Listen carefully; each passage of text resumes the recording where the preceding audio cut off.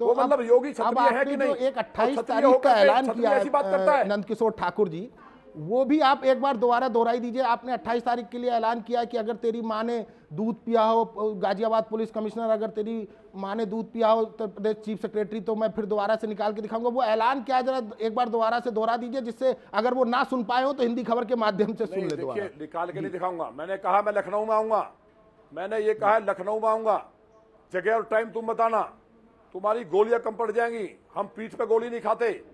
गुर्जरों के बारे में कहावत है, हिंदू शेर होता है। जब जब गुर्जर चढ़े दिल्ली पे, दिल्ली थर-थर कांपी थी। हम लोग महाराजा सूरजमल के साथ मुगल बादशाह का गेट उखाड़ के ले गए जो भरतपुर में रखा है।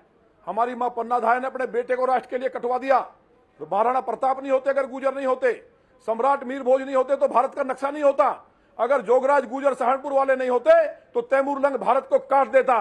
वो गाय काटना चाहता था हरिद्वार में, हमने लौनी में और उसमें उसके सारी सेना को काट के तैमूर को भाले से घायल कर दिया था। हम जिंदा कौम है। गुर्जर समाज को गाली दी जा रही है आज। तो महाराज जी से अब आप दोबारा से मिलेंगे? इसलिए हम तो ठाकुर हैं ही। महाराज जी का जब तक तंत्र सही नहीं होगा तब तक नहीं मिलेंगे। हमने कहा है, निवेदन किया है।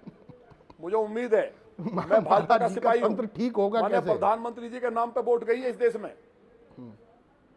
माननीय मोदी जी के नाम पे वोट पड़ती है। बहुत लोग गलतफहमी में हैं। यहां तक कहा गया उनके स्टाफ के द्वारा कि मोदी जी नहीं बनेंगे। बहुत खराब बात कह रहा हूं। कांग्रेस की सरकार आएगी। महाराज जी को 24 घंटे प्रधानमंत्री बना के उन्हें बर्बाद कर रहे हैं। 24 घंटे 2 अधिकारी कान में फूंकते हैं तो आप प्रधानमंत्री बनने वाले हो। गाय कट रही है, बेटियां लूट रही है, तरह तरह जनता कर रही है। हम लोकसभा में कितनी सीटें आई, फिर कह रहे टिकट अच्छे नहीं थे। क्या मोदी जी से अच्छा टिकट किसी का हो सकता है? जिस मोदी जी पे भारत नहीं, पूरे वर्ल्ड के हर हिंदू, मुसलमान, सिख, ईसाई गर्व कर रहे, दुनिया के नंबर 1 के नेता हैं। उनको तुमने हराने के लिए 600 करोड़ रुपए बंटवा दिए अधिकारियों ने कि मोदी जी हार जाएंगे और हम जो फिर बताएंगे कि मोदी जी से बड़े हिंदू तो और हमारे यहाँ हैं। माने राजनाथ जी को हराने के लिए क्या नहीं हुआ? आप इतनी बड़ी बात, इतने बड़े आरोप महाराज जी पे लगा रहे हैं, लेकिन महाराज जी तो कहते हैं हमने सनातन का सबसे बड़ा मेला आयोजन किया, महाकुंभ हमने किया। महाराज जी पर आरोप नहीं लगा रहे हम अधिकारियों पर लगा रहे हैं। इसको ठीक करो। महाकुंभ में क्या हुआ पूरे देश ने देखा है। सच्चाई दिखा दोगे जिस दिन, नहीं सच्चाई दिखा दोगे धरती फट जाएगी। छोड़ो महाकुंभ की बात।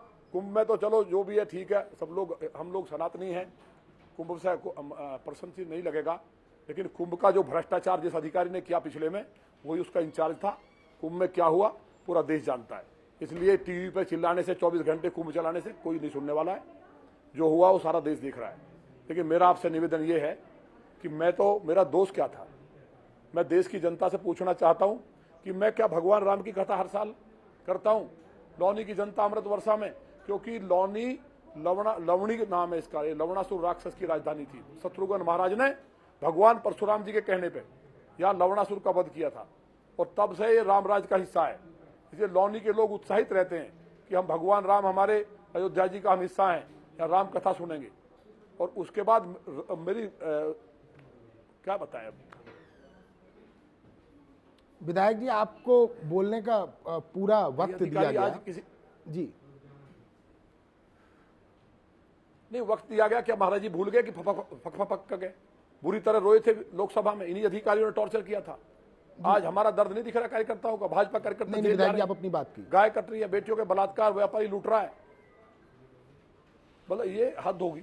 आपसे मेरा निवेदन है जी कि अगर आप देश को सच्चाई दिखाना चाहते तो क्या प्रधानमंत्री जी को हराने के लिए क्षत्रिय सम्मेलन हो रहे हैं? अगर मैं मुख्यमंत्री हूं तो किसकी जिम्मेवारी है जी? क्यों हो रहे थे? कौन फंडिंग कर रहा था? कुर्मियों पर लाठी चल रही है।